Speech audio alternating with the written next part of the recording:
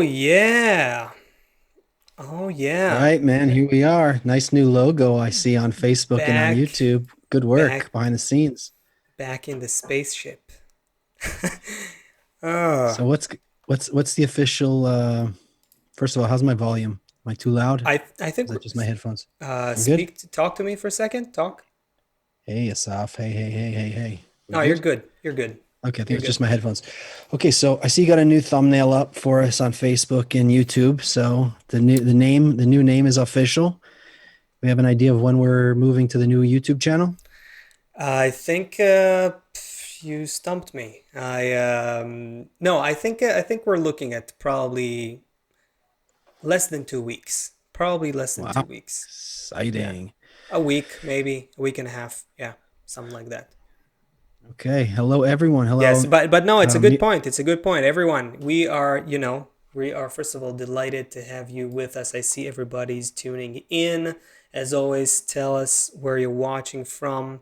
And yeah, Seth is correct. We should mention more than once that we are soon launching a new channel for the Great Transition Show, and we expect all of you to come with us over there and help us reach more people and grow this conversation. Hello, Melbourne. Hello, Quebec. Hello, Puerto Rico, Minnesota, Israel, Miriam is in Norway, Greece. Vienna, Ohio, California, Finland. Beautiful. Beautiful. Nice. And if by any chance, Seth, maybe you do it this time. Give us No, you the do it. You're good at it. do the Oh, Tommy disclaimer. Molotov from Kiev is here. All right, now Tommy, it's the official. Tommy. All right. Special shout out to Tommy. In any case, if you're not Tommy, if you are someone we don't know, if you're new here, then we want to welcome you. Welcome to the Great Transition. We want to tell you that nature is welcoming humanity to a new era. And maybe you've been noticing that the world is going through something big, something epic, something weird. We want to tell you you're absolutely right. That's why we're here. We want to explore it. We want to talk about it. And as we do so, we want to rise above all of the differences of politics, culture, mentality, background, whatever issues we have between us. We want to rise above all these differences and enter this great transition together. What's on your mind, Seth? Start us up here.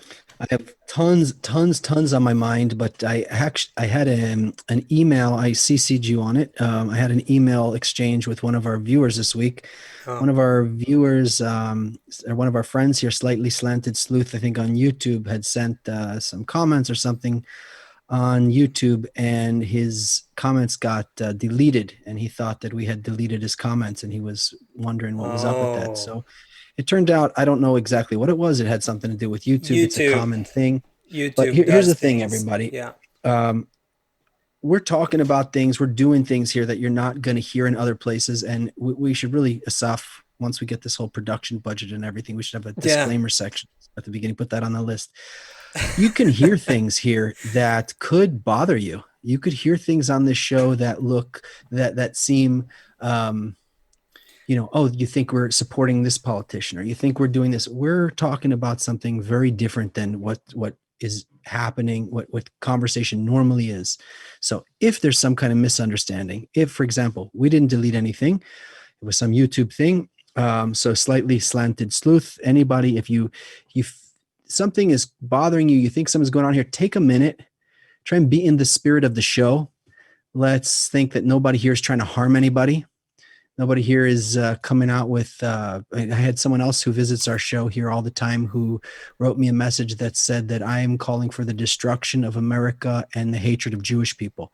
Somehow they interpreted something I said as that. So let's just let's like take a deep breath. If we hear things here, we're here. We've been here 69 shows with you. We expect to be here for another 690 shows with you. Let's like take a deep breath. We're going through the virus is the beginning. There's going to be a lot of changes happening in the world. We're going to discuss everything, how we can go through everything comfortably. We're going to need to be able to have a little bit of patience as we go through this process. So anyway, I'm glad we cleared all that up. this week. But if somebody hears something or sees something on the show that they have a question about, before just doing what normal people do and just, go burn a building down or tell us why we're a bunch of idiots or something, like, let's have a conversation about it, figure out what happened. Maybe actually nothing happened, or maybe there's some reason why something happened. So anyway, that was that. It's also yeah. Thank you for when we get the budget thing done, we're gonna have celebrities doing this for us. They'll do the disclaimers. Disclaimers, yeah. Yeah, all our PSAs. Hi, I'm Kanye West. And If I you wanted come to. to You got it all wrong. This is not what they meant. They're simply talking about laws of nature. It'll happen, man. It'll happen. Give it time. Give it time. Anyway, I just wanted, as you were talking about that incident with slightly slanted sleuth, aka Steve, by the way, I remember in one of the shows, he revealed to us that his name is Steve. But now he's Lightborn. Hello. He's on YouTube and as Lightborn. Hello. Oh, okay, cool. So, Okay. so really, but it's a good incident to learn from in with regards to also the state of social media that typically, turns. Just look, this is an incident that happened due to an algorithm situation, but it just goes to show, that these systems are not built, at least not yet, not now. They're not built to help us connect. So this is a problem. We're kind of going against the stream by doing such a show. Even we're going against, the algorithms favor engagement, which ultimately comes down to divisiveness in many cases. That's how comment sections look like. Trolling online is, it's not because of people who are inclined to do so. It's because the online environment, the media environment that we're swimming in, propels us and encourages us to act that way, because we're living in this digital world in systems that encourage that reward that. And so, we're kind of pioneering this kind of movement, which is, in a sense, going against. It's like swimming upstream a little bit when you try to actually do something that connects people. So, all of you Well, great each transition connection viewers each connection are, there is yeah. is headed towards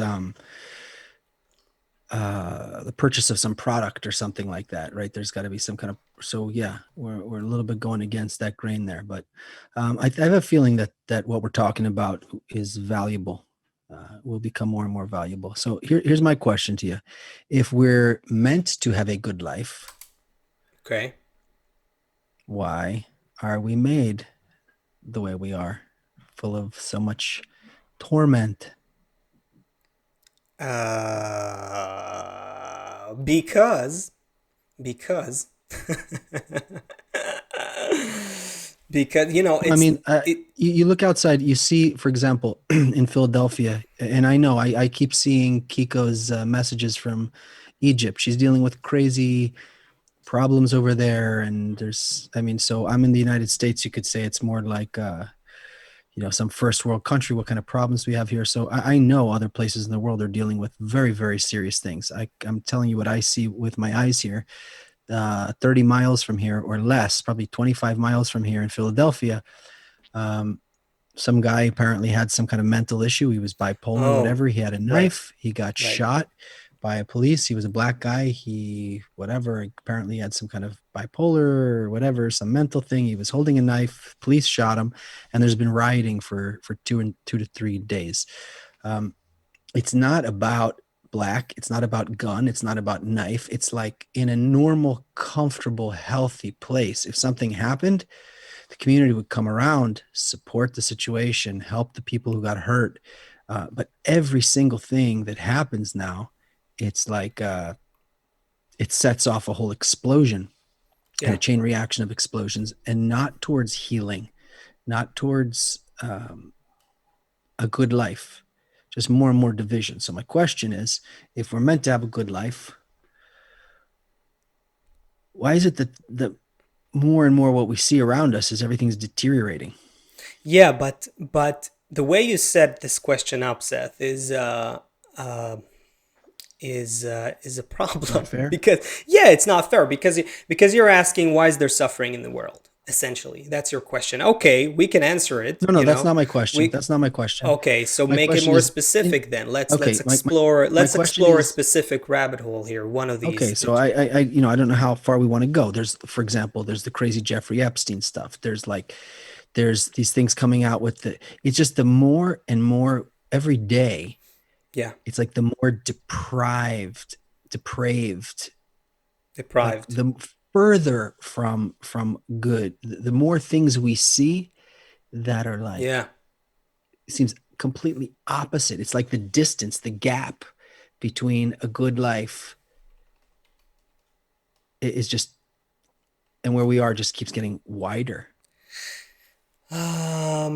Yet Do you the relate to what I'm yeah saying? yeah yeah I see what you're saying. Yet yet it's not a linear process. It's a parallel. It's a duality. There's a duality here. On the one hand, yes, things appear to be more getting worse, and also weirdly worse. You know that they're like the levels of corruption, the levels of obscene, the obscene amount of violence and crime and horrific kind of crimes that that people are committing towards each other, all of that, sure, this is happening, but at the same time our potential for good is also growing.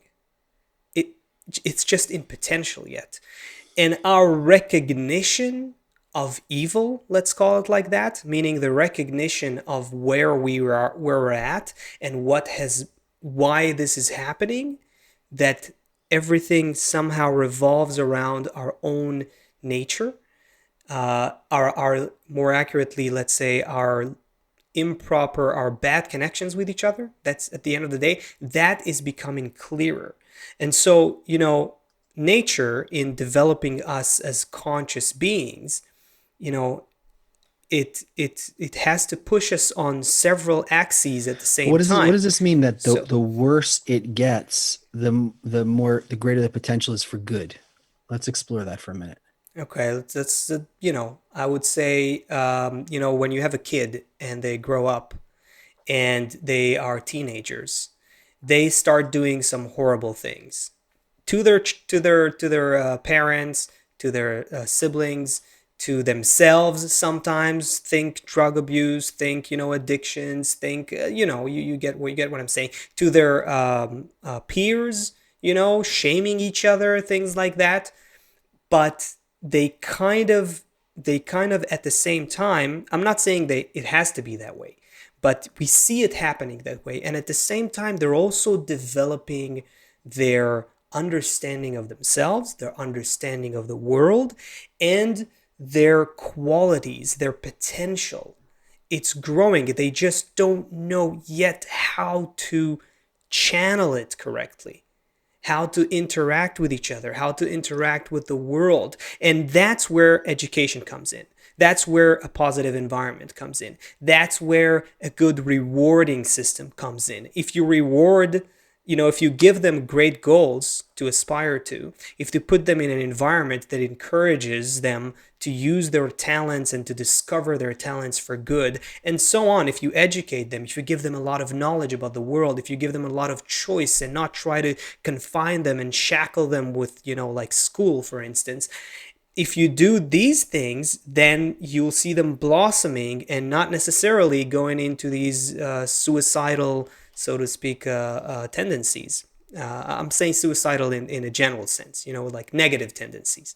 So I think it's a matter of the horrible things that we're seeing today. They are the result of growth, misguided growth, misguided development. So It's if I'm a like we're simple coming to a person, point. We're coming to a point where we have a lot of tools to do good in our hand. Also, again, think technology, think the internet, think social media, think about all that stuff. And now it's a question: are you gonna use VR, just for example? Yeah, are you gonna use VR to create an amazing immersive experience for educating ourselves about our oneness and children about the world?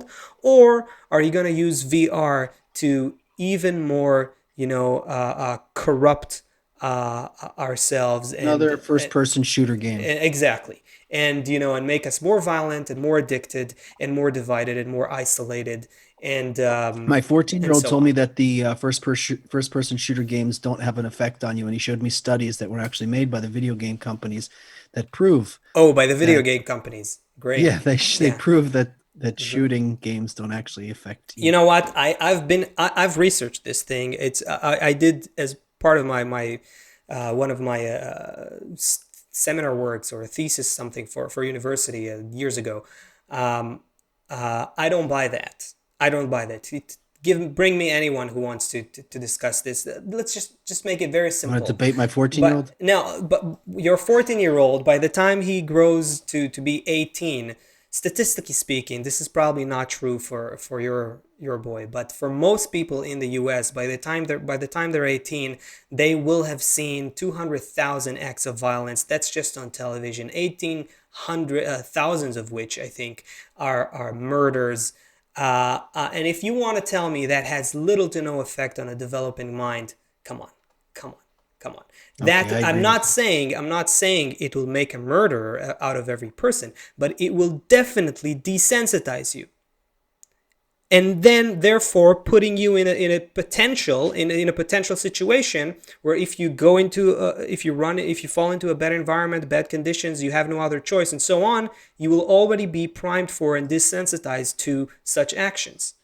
So come on, there's a lot of psychologists and a lot of researchers saying a bunch of conflicting I things was about kind of this, being tongue in cheek. but I happen yeah, to agree with you that if yeah. you witness all of that shooting, it actually does affect you. Uh, Uh, but all, then all, again,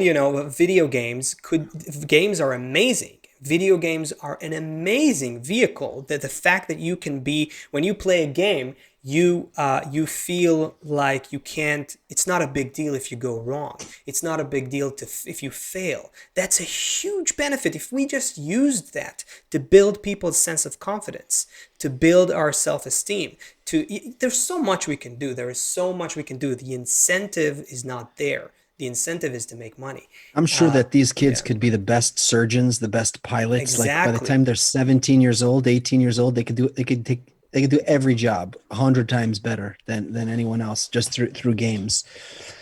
Paul Fletcher on Facebook asked a question: what to say to those downward spiral of fear without worry of today's world? So, Paul, we're definitely seeing that we're we're not going back to the old world, and a lot of people for sure have all kinds of fear. We're going to see all kind of landscapes changing, cultures changing. Europe is changing a lot. Europe will change dramatically. The old Europe that you think you're going to go into Paris and get your baguette and all that kind of stuff. It's not going to be the same Europe, so to speak.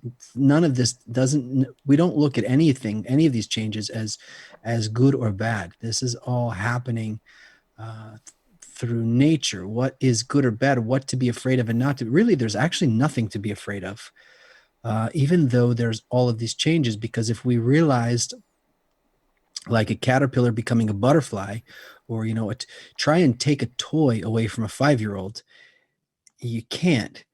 Try and tell a 16-year-old who's about to go out on a date to stay home and play with his 5-year-old toy. It's you can't. So we're the 5-year-olds, and the toy is being taken away, but we don't see what kind of compelling future is in front of us. The scary part is that there's so much unknown. That's what we're doing here. That's what we're having these conversations. And hopefully we see week after week that the things we're talking about, not because we have a crystal ball or anything like that. To the contrary, everything we're talking about is supernatural, not supernatural. It's super natural, very, very natural. Could also be It's interpreted also as super, can also be also supernatural. We supernatural. can talk But about that too. We're open to that. Sure. um, but all of these things, there's patterns. There's patterns in our history. There's patterns in nature. We look at, even if we look at the development of matter, from inanimate matter to vegetative matter to animate matter to human, right? There's this a definite progression. There's no philosophy in that. There's no theory in that. We just look. This happened, then out of the rocks came plants, then after that came some kind of creatures in the sea, then they came onto the land, and then eventually there was monkeys, and eventually we we don't even have to get to that so much, but the point is there's some general progression you can see there. So the things that Asaf and I are talking about, it's not some philosophy or it's not some theory. Nature is constantly organizing itself, and if you understand the process that's happening, if you studied the process that's happening, we see where we're going now. So there's really nothing to be scared of as long, but here's the other part. All of those previous degrees, the plant, the animals, right? When that animal wakes up in the morning, his day is already written. His whole day is already planned for him. He doesn't really know about it, but at a certain point, he's going to get hungry. A certain point, he's going to want to rest. A certain point, he's going to want to, play with the other little squirrels or whatever they are. Then he's going to take another rest. The flower knows at this point, the sun's going to be here. I'm going to open up. At this point, I'm going to close. At this point, I'm going to be bringing water up through my roots. The whole day is planned for everything in reality. For us, Asaf, trying throughout the show to tie this back somehow to the greater the kind of suffering, or the greater the problems we see, the more potential there is for good. That gap. Let's just keep it in the back. I know you're good at this stuff. Keep that in the back of your mind. How to tie that in at some point. That the more division we see, somehow that's going to create an opportunity for data ingested. Yes. Okay. So as humans, here's the thing. With plants, with animals, they're running software. They don't have any choice in the matter. For us, we're also just like them. We don't realize it yet, but every day is pre-planned for us. We're just following after our desires. We wake up in the morning. We want to eat something. We want to drink something. We need to get money to do this so we don't suffer. We need to pay the bill. We're constantly just being led like that. Now we have the opportunity to actually rise above to a level called human, to use our minds, to use our hearts, and to see the system, to see the plan, and to actually compress time, to actually go above the chains of time and space. Once we understand the program that's happening, we can kind of get on that wave and participate with it. And then we don't have to have any fear. Even if it seems like it's dark outside, okay, then it's light outside. Now it's dark outside again. Even if it's rainy, it's sunny, doesn't matter, because we see that on those natural levels. And here is the supernatural thing. We're moving to this kind of supernatural. We are moving to a supernatural level above that. So things like this show, things like this environment, things like the Kabbalah group, all of these things are places where you go, which help you develop and constantly advertise to you about this system that we're in, and gives us the ability to build a new software for ourselves. That's not just the regular software that plants and animals are running, but to determine our own future, our own good future, which at the end of the day is unity and good connections for everyone. Yeah, and a key thing in this whole thing that Seth was talking about also is just understanding and getting to feel that we are evolving. We are the most amazing species when it comes to evolution. If you look at bacteria that haven't changed for millions and millions of years, and if you look at animals that haven't changed for hundreds of thousands of years, and if you look at human beings, we are a highly adaptable, dynamically changing, quickly evolving species. And we need to understand that the pace of evolution, the speed at which we evolve itself, is increasing. And we're coming to a point where we're going through many, many, many changes very quickly. Not all of them, I would say very little of them, we actually consciously internalize and understand. Especially if we don't understand, if you don't know the plan, the blueprint of nature, where nature is going, which you won't find in ordinary science. And so the big changes that we're experiencing today, they are the signs of a major stage of evolution that we're entering now. Seth, you mentioned Europe. Chris just sent me this article here about France and Germany. Now we are submerged. France and Germany thrust into second COVID-19 lockdown. So if I'm not wrong, I think a friend told me that in a few days they're gonna go, both France and Germany, to start with, are gonna go I think are into. the two biggest economies in Europe, by the way. Yeah, they are, and they're gonna go into a month of lockdown. That's a lot. That's a lot. Two biggest economies in Europe. Just think about what that means. If they had a lockdown in New Jersey, we could do a longer show, maybe 3 days a week. But No, but you said it right. The two biggest economies in Europe. What does that mean that this is now happening in the world? These are like tectonic changes that are happening. We only see the tip of the iceberg of what's actually happening, and we're gonna have to change how we treat our whole situation.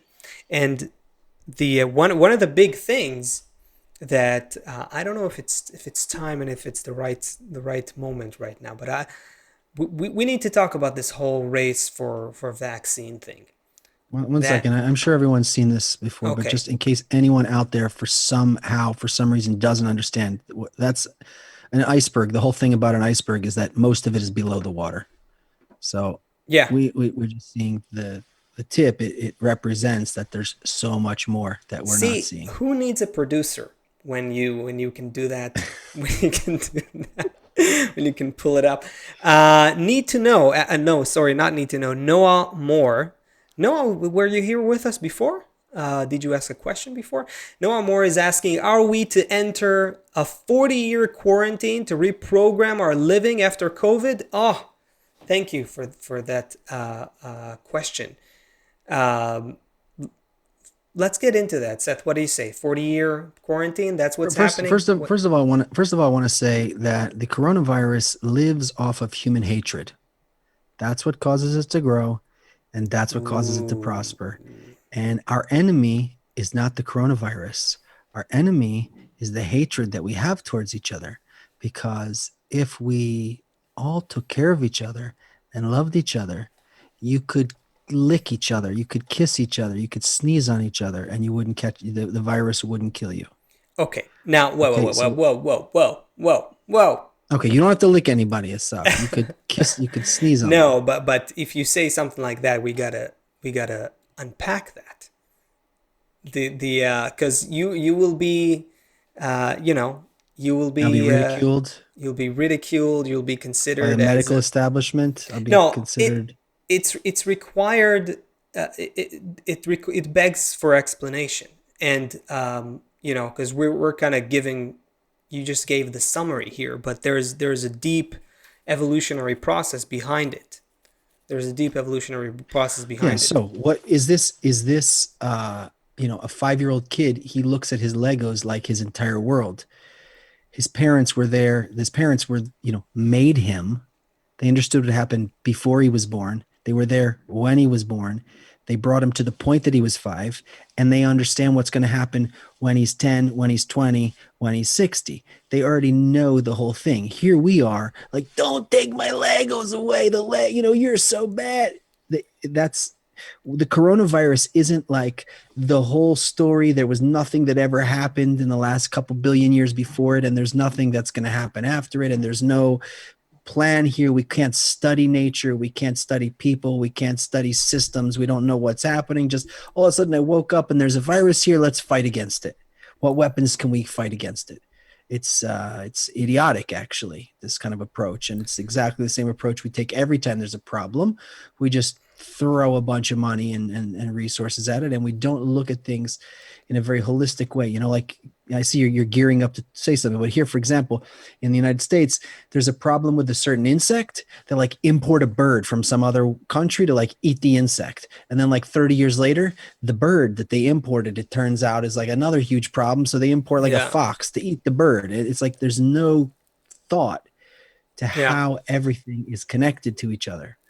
Yeah. That was actually a good point. I remember we talked about The wolves in Yellowstone. the old, yeah, that, and also I was gonna say the octopus film that we Oh yeah, we spent that you love so we much. we spent enough time on that one. But I'm saying he was the filmmaker, the diver was very right in that he made it very clear that he understands he can't meddle with an ecosystem, that he is like an observer in that ecosystem, and that everything he does is connected to everything, and he got to actually experience it and feel it and understand it very, very well.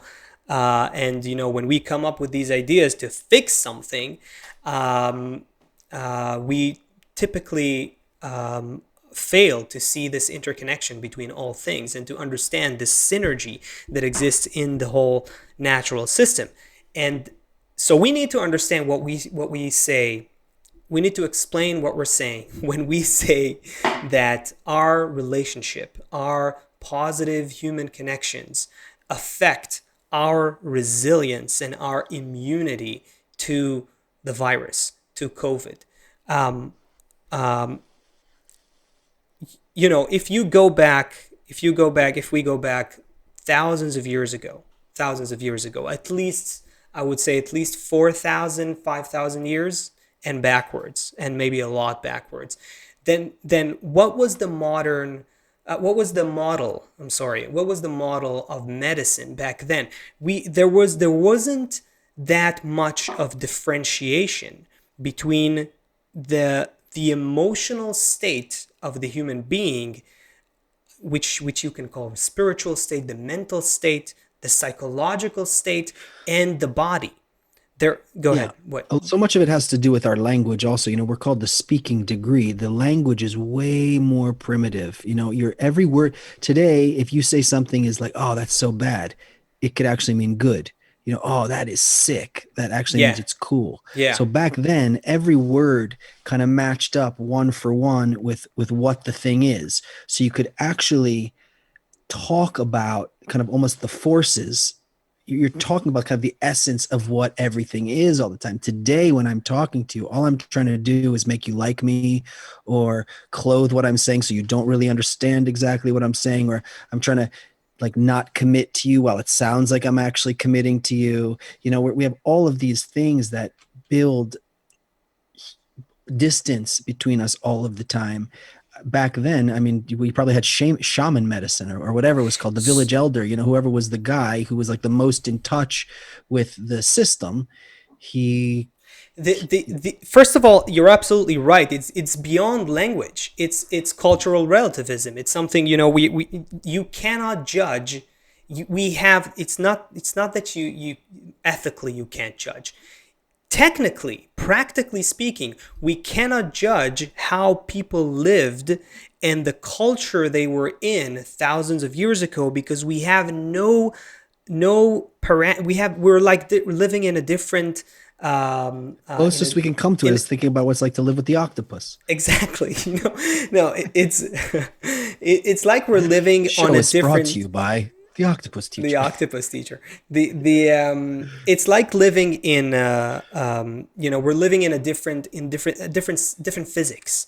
Almost you can't. It's like a 2D creature trying to understand a 3D creature. It's like living in space and trying to understand how it is to live on planet Earth. We cannot understand cultures of the past, but we do know from traditions that have been passed down, over thousands of years, that the spirit, or the spirit of the human, or the emotional situation of the human, or their thoughts and the desires of the human, were connected with their body. They looked at it as one thing. They didn't separate those things. And those shamans of the past who were healers, they were essentially the medical experts of the time, right? So they were naturally considered people who are more kind of spiritual, who understand the human spirit. They had to, if they wanted to heal people, because the thought was that you can't just treat a person's body and and disregard their emotional state, their psychological state. So back then they were able to heal. We know that they were able to heal people. We don't know exactly how, what they did. You can go and research it and you'll probably learn something. But essentially, the shaman would exude some sort of a healing influence over the patient, that together with some rituals, and the patient would have to kind of get with the program, let kind of fall into the hands of the shaman and all that, and that would work for a certain period of time. But then human beings evolve and grow, and the fundamental growth of the human being is the growth of the human ego.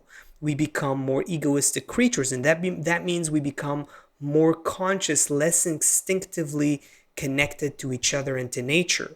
So I would say it like this: those shamans of the past, they were instinctively connected to nature a lot more than we are connected today. It doesn't have to even sound quasi spiritual or spiritual. Chris sent us a story here about Colonial. This is like it's a catastrophic backfire from history. So Colonial efforts to eliminate pests end up multiplying the pest population. So, for example, the Colonial arrive somewhere and they see a problem. There's a problem with the pest, and they do something to kill it, and end up, it ends up backfiring. When instead, you say, okay, well, why are there pests here? Oh, because it means I'm in a marsh. Okay, so maybe that's not the place to, like, if you understand the system you're in, why are there, maybe if you end up in a place that's full of mosquitoes, instead of like importing something to kill the mosquitoes, you say, oh, well, in nature here, there's mosquitoes. Like, that's probably not the best place to build my house. Maybe there's something rotting here or dying here, or something that the mosquitoes are living off of for some reasons.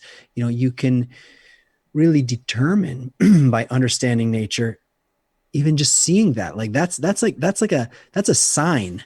Like today, you would have if you had a benevolent land management person, they would put up a sign that says, don't build here. There's all of these reasons why it's not the ideal place. Instead, you have nature with the mosquitoes and things there. So it's not so quasi spiritual or anything. Once you can kind of read what's happening and see things. So like you're talking about these shamans. So I'm saying, so they were exactly that. They were, and people of the past in general, they had an instinctive understanding that everything's connected. It's not, you want to call it spiritual, but it's not. It's just the interconnection of all things. They knew that when primitive people, went to hunt, they would also hunt as much as they need until a certain point in our development. They would pay respects to the corpse of the animal they killed, and they recognized they had to do it in order to survive. They were more, and by the way, all animals act that way. All the animals that hunt their prey and so on, a lion only eats what they need. They don't, save in the bank more zebras for the next month or something like that. They take what they need from their environment. They participate in the food chain. They participate in the circulation of the ecosystem that they're a part of. And humans were like that until a certain extent. And the medicine of the past worked that way for a while. Then if you think about, why are we talking about that? Because, the whole question is, what do you do about COVID? The world is going crazy. Are we going to get a vaccine? Is the vaccine going to work? And we come here and we say it's all about human relations. We have to hear the message behind COVID. We have to work on changing our attitude to each other, our intentions towards each other, rise to a new conscious, positive connection between us, and then we'll be more resilient to the virus as well. So what I'm trying to do, and help me out here, I'm just trying to bring this whole chain of development to where we are today. So in the past, Well, the, the the same as the inanimate vegetative animals, and then speaking. So there was like, then at some point we started making medicine out of plants, yeah. and Yeah, then first you got the healing out of the air somehow, from some guy. Would you, whatever, however he did this it. is I wasn't there. no, no. I want to be stubborn here for a second. It's not just Okay, the wasn't woo just the woo would you stuff. would you. The woo woo stuff is just, again, it's cultural relativism. We don't understand it. Right. We those shamans were exorcising the demons. Sure, maybe they didn't exactly even understand what they were doing, but they, at least some of them, had some instinctive sense that the person they're treating needs to be balanced. And they were expressing it in ways that we don't understand, and we think about it as woo woo. But they were elevated people from the community. They were like the chief, the leader, the whatever, the spiritual people, and they understood that the body of that patient needs to be. They understood that they need to derive the balancing forces of nature and bring them back to that individual. And all people were instinctively connected to nature and to each other, and that worked. They were able to exude that, to radiate that influence over their patients. But then comes a point where it just doesn't work anymore. It just doesn't work anymore, or the influence is reduced because people grow more egoistic. They become more separated from each other and from nature. So you can't trust the person who's just communicating their intentions to you or doing whatever, and you have to By the way, you're nature does that. Oh, we're going to tie it in here. Nature makes us feel more separated. Nature develops our ego, right? We're not yeah, just living as an animal anymore. that, Watch this. We're that's going to the tie this that's all in to how that's the the further and further. duality. Okay, so then we go. So then human beings go. Okay, we need to extract the balancing forces of nature to heal human beings. Let's take the plants and the herbs. There's still an understanding that there's balancing forces in nature and that we need to bring the body back to balance. What's Chinese medicine? It exists, I think, for 3,500 years ago, and the whole concept there is it's not let's fix the problem. It's your body needs to heal itself. We just need to nudge it, support it, encourage it in the right direction, using some stimulation with acupuncture in the right places, and using plants and herbs that their natural qualities correspond with your natural organs, with the how your body works and so on. And so the approach is again, it's still very much connected to nature, and that exists for another few thousand years. All kinds of methods like that, where we try to use plants and herbs and all kinds of methods to balance the body. Then comes modern medicine. The human ego grows. These methods begin to be less effective. They stop working on us, or don't work as well. We come up with modern medicine, which is where the approach is already very, very detached. Look how far we've come from shamanism through plants and herbs to modern medicine. Modern medicine says, I don't care about your emotional state. I don't care about your psychological state. I don't care what whatever you feel. There's a problem in your body, and I need to fix it. And you know what? I can engineer the chemicals instead of using a plant and grinding it. I can engineer the chemicals that will get into your body and fix the problem. So the whole approach, the whole attitude comes from a growth in the human ego, a growth in our separation from nature. And now with COVID, we're going to see this approach no longer works. we're going to see that we have to kind of come full circle and reconnect somehow, reconnect what happens to us in our body with how we feel about each other, about ourselves, about the world we're living in. By the way, there is a field of research. This is not spiritual woo-woo stuff. There's a field of research called psychoneuroimmunology, which essentially means your psychological state influences Have you? your. I'm sure you've seen all the Bruce Lipton videos on YouTube, right? I interviewed The biology of Bruce belief. Lipton Oh, also right, for your movie. for Yeah, my movie, and amazing stuff. it was Amazing. great conversation. There were, and yeah, he talks about it a lot, and not for no reason. He is considered, someone who's like on the fringes of science, even though he was taught in Harvard Medical School and so on, but because he started to see things more holistically, and so we're gonna come to a point. I'm gonna stop this rant. I promise in a minute. We're gonna come to a point with this great transition and with COVID, with the help of COVID, we're gonna come to the point where we have to reconnect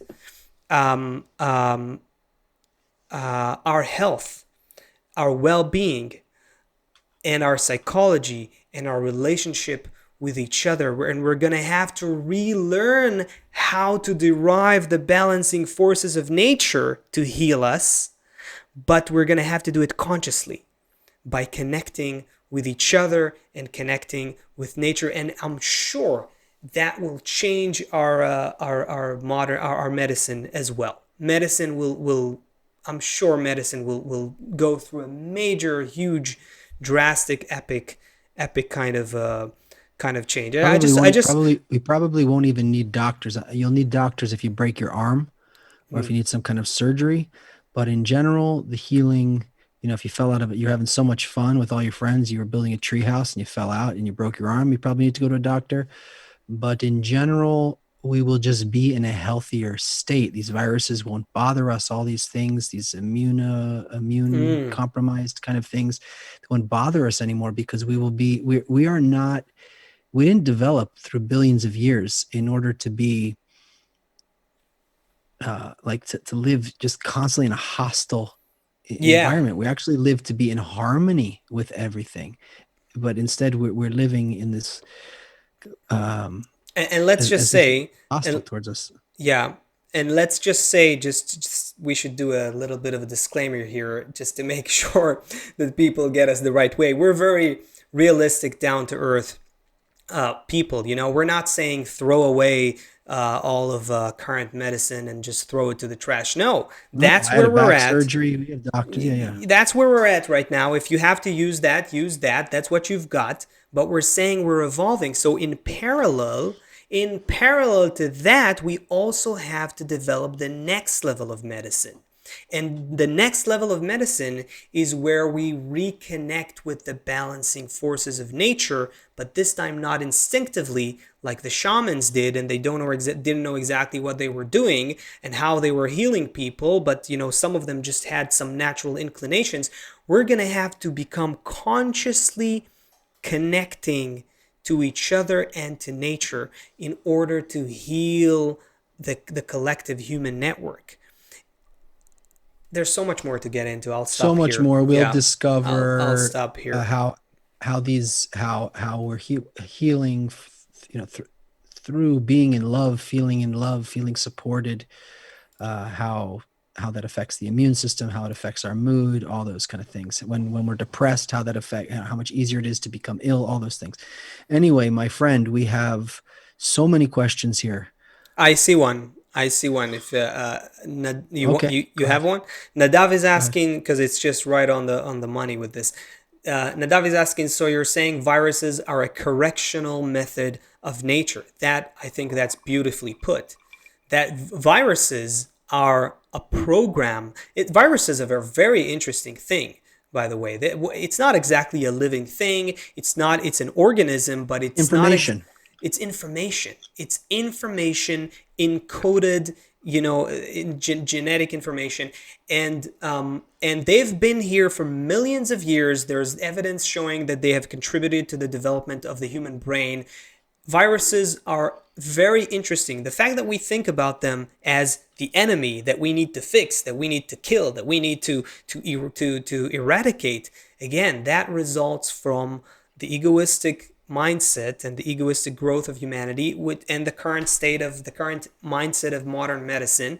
But it's just wrong. We have to see how what they're trying to do, and how these are balancing forces of nature, and how we can adapt ourselves so we become in line with them, so they don't hurt us. Ultimately, what happens with viruses? They become part of our genomics. A huge percentage, I don't know the percentage, but a big percentage of our genes, of our genetic makeup, is viruses, is ancient viruses.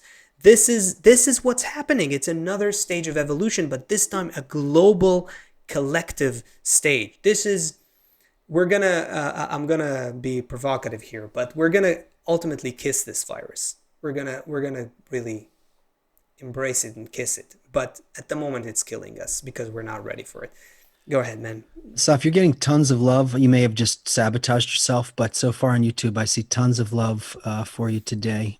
You're just, if anyone's curious, no, Asaf's movie doesn't have octopuses in it. And his movie is called, it's called Crossroads. If someone wants to look it up on YouTube, what's it called? We'll put a, yeah, you can just go I think there's Crossroads. an issue. Isn't there an issue? We can't put links in the chats. We can. I don't know if Oh, I this thought they were YouTube. getting deleted. Okay, You know anyway, what? we're I'll just we're short on quickly time. Just tell us what the name of the movie is so people can go to find your movie. crossroadsfilm.com. Very easy. Crossroadsfilm.com. Anyone who's looking for I Asaf, just I otherwise just put a his link in Hollywood name the. is Joseph. So you see Joseph, that's it. Same guy. You know, when he's at those Hollywood parties, he has to. You know. Okay, here's a lot of cool questions here. Nadav, I see your question. Sounds dreamy. How do we get there? I'm not sure. We'll try and get to that. We'll try and frame it before we get to it. So David Mancini on YouTube and Yvette on YouTube are asking two questions, and let's see if we can tie them together. So David's question is, why is it important to tell people that things are changing? Like, why do we have to tell anyone about this? And then Yvette's question is, what is the purpose of me perceiving the still vegetative and animate levels? So, Start with um, something, man. okay, so I would say it like this. I would say that and the good news is science is on our side, and we'll see this more and more. It turns out, um, and shame on us for opening this up with 5 minutes left in the show, but it turns out that all of reality is in our thoughts, that there actually is no physical reality. Okay, so Ooh, just don't believe us. First of all, don't ooh. believe anything you hear here, but just write it down. You should bring a notebook to the show, by the way, everyone.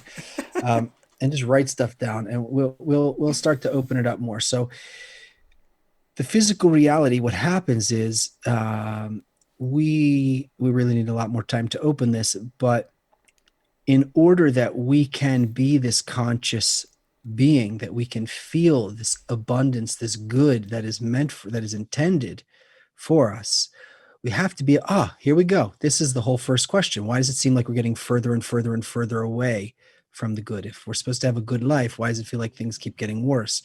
By being able to measure, by being able to see these things outside of us, we actually learn about what's happening inside of us. So actually, we have parts of our makeup that are called still vegetative, animate, and speaking, so that everything we see on the outside is actually a projection of our internality. Hard to draw one conclusion. It's kind of closer to what the shamans did, but the people we spoke about earlier, but they didn't have the big egos that we have. So now for us to be able to be like them, mean to be that connected to the system, but with these giant egos that want to devour everything, not just this small thing that's okay to live in a hut and eat one animal a night around a fire, but we have this giant desire that wants everything. And then to be able to see how inside this huge empty vessel that just we want to fill it up. Okay, so David Mancini's question is, why is it important to tell people all of this information? Or why is it important to tell people about this? Well, uh, I just kudos to Chris. I just have to show this real quick. So he found that, what we said, the human genome contains billions of pieces of information and around 22,000 genes, but not all of it is strictly speaking human. 8% of our DNA consists of remnants of ancient viruses, so that's 8%, and another 40% is made up of repetitive strings of genetic letters that is also thought to have a viral origin. So man, that's almost 50%. Half of us is of These our viruses. is viruses. So that just goes to show, if there is for the first time in humanity a global pandemic that is affecting us for months and months, just think about what that is doing to us that we don't even understand in the long run. And David, it's important to tell all of this to people, because if people don't know where they're going, they don't know what to aim for. If they don't know what to aim for and they don't have a positive goal to aim for, which is nature's goal, then they go and aim at all kinds of other goals, because the human has to do something with his life, has to justify themselves. And that can get very negative. We can be more and more imbalanced with nature and in an imbalance with each other, and that can lead to violence and war and poverty and death. So by raising our awareness and our consciousness to where we're going, to where nature is pushing us, just by even knowing that, a person you're talking to is already considering that. They may not agree at first, they may not even think about it too much, but it's already there. So it's in the system. So it's very important that this is what we start to do with respect to each other as human beings. Constantly remind ourselves that we're in a bigger system, we're all connected, and nature is pushing us to a single common goal. And that will save suffering. Let's do the global check here before Yes, we wrap up. Okay, perfect. That's Anita, I perfect. just Yeah. want to get to Anita also. She asked about something about our connection with the Earth. So Anita, here's something really also interesting about what we're talking about. We're not specifically talking about our balance with the Earth. We're not specifically talking about our connection with the animals or the plants, although we are of course including that completely. But we are aiming at our connections between humans. If we, of course, we need to have a healthy earth, and we need to be in balance with the earth, and we need to be in balance with the plants and with everything. But if we correct our relationships with other humans, everything else will cascade into harmony. So we're at the top of that pyramid, so to speak, and that's where we could try and save the earth. One human pushes a button, blows the whole thing up. It's really about the relations between humans.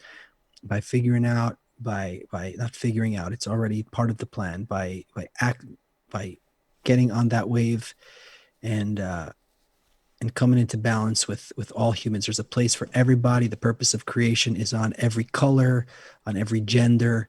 This is for all of us together. We're going to do this. So we got friends here together, and we are doing it. Liberia, Kenya, Ooh. Nigeria, Mm. Massachusetts, Egypt. Okay, check that out. Liberia, Kenya, Nigeria, and Egypt right Wow. away. Wow. And Ethiopia, 5 African countries. Wow. In the United States, in the United States, we got Massachusetts, Louisiana, Miami, we got Tenerife, we got Quebec, Sweden, Connecticut, Amsterdam, Greece, Colorado, Utah, Germany, North Carolina, Texas, United Kingdom, Venezuela, Ohio, Brazil, Puerto Rico, California, Minnesota, Austria, and Washington. Wow. Amazing We people hit a everywhere. new record there with the number of African countries. Guys, much love. Mwah. Thank you for coming here. Seth, we got to mention before we wrap up here, once again, for those who maybe joined later and didn't hear this in previous shows, yes, the Great Transition Show is moving to a new channel soon. It will happen within a week or two, something like that. Probably within the next show or the next or the one after that, we will announce where it is and where's the new channel. And maybe we'll even do like a cool collective virtual action where we all subscribe to the new channel together. Yeah, so just be ready for that. Thank you so much, everyone, for being here. Wow, how do you wrap this, Seth? What do you do? What do you say? I don't. I am just grateful. You got a song for us? Should we put I the definitely can cue up a song. or you want me to play the classic I got a the great theme song. I song? got a Yeah, you got something that great song. fits this healing atmosphere. Everybody, we will be here once again next Sunday, 2 p.m. Eastern. We know it's confusing because there was a change to a switch into winter time in some of the countries, and that means that the hour has changed a little bit. So just look in Google and see that you need to watch the show at 2 p.m. Eastern. So just figure out what time that ends up to be in your country if you're not sure. Seth is almost managing to hit the right buttons here. You can do it, man. You can do it. Share sound. There's a yeah. He's doing it. Look, all that effort is happening right now. The pressure, the tension. He knows Something he not has to good do is it. happening. I can only share my whole screen somehow. Oh, there we go. Advanced computer sound, share, and See you on Sunday, 2 p.m. Eastern. We wanna know what makes your heart sing. We do. We wanna know does connection get you boiling? We do. We want you to know that you make our heart sing. You do. And we need you to know this connection got us boiling. We do. We come to tell you of the future. Each is loved by one and all. We spend our days doing good to others, and we all come to be as one. We wanna know, do we make your heart sing? We do. We wanna know if we can sing this love song to you. We want you to know that you make our heart sing. You do. And we need you to know